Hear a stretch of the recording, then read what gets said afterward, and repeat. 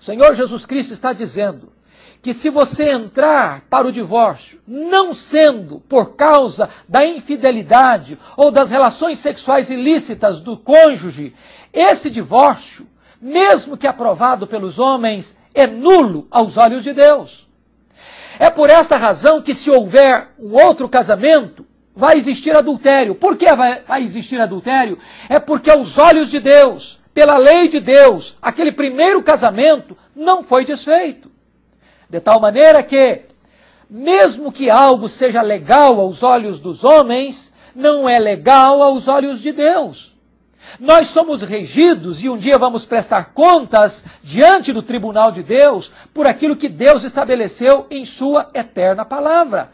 De tal maneira que, se não há infidelidade, nós não podemos partir para esta experiência amarga do divórcio. Ainda mais, o divórcio não é a solução. O divórcio não é a resposta.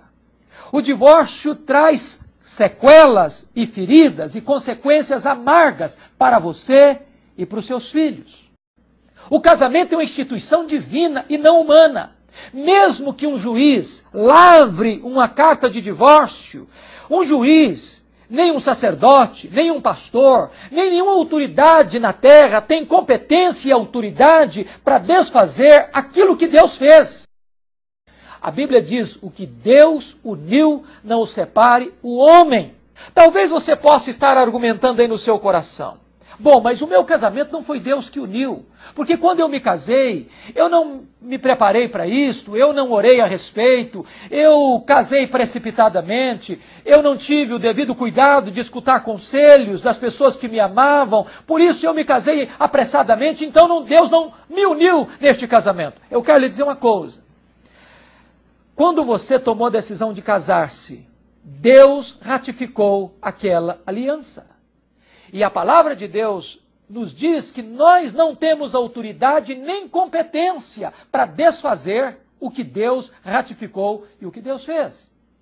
Então diz a Bíblia que os fariseus interpelaram Jesus novamente. Por que então que Moisés mandou dar carta de divórcio e repudiar?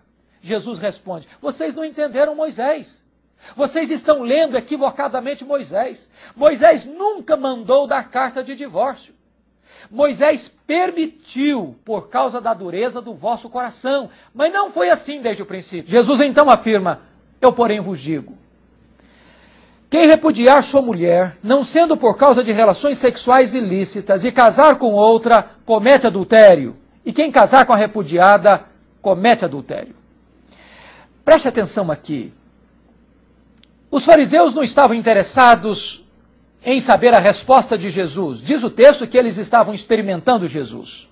Não era uma pergunta honesta. Na verdade, o que eles queriam é que Jesus fosse colocado contra Herodes, porque Jesus estava na Pérea, no mesmo local onde João Batista denunciara Herodes por estar casado com a sua cunhada de maneira ilícita. E por esta causa, João Batista foi preso e degolado. Os fariseus queriam que Jesus tivesse o mesmo destino que João Batista. Mas Jesus não entra neste truque dos fariseus. O propósito de Deus é o casamento e não o divórcio. O divórcio foi algo que surgiu em virtude do pecado do homem, da dureza do coração do homem. Mas o plano de Deus, o projeto de Deus é o casamento e não o divórcio. Entretanto, o Senhor Jesus Cristo vai trazer uma cláusula exceptiva muito importante. Jesus então diz, eu porém vos digo, quem repudiar sua mulher, não sendo por causa de relações sexuais ilícitas e casar com outra, comete adultério. O que Jesus quis dizer? Na verdade, Jesus está dizendo que nós não podemos elastecer aquelas condições para o divórcio. O divórcio não pode ser banalizado.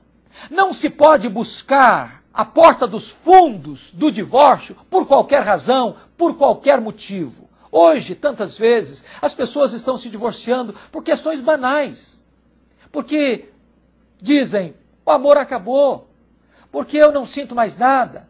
ou porque os cônjuges não se entendem, não dialogam mais, ou porque encontraram alguém mais interessante, ou porque não guardaram os votos que fizeram um ao outro no altar, votos de fidelidade. Ou seja, a solução não é o divórcio, a solução é o perdão. O fato de ter existido infidelidade não significa que tem que existir divórcio.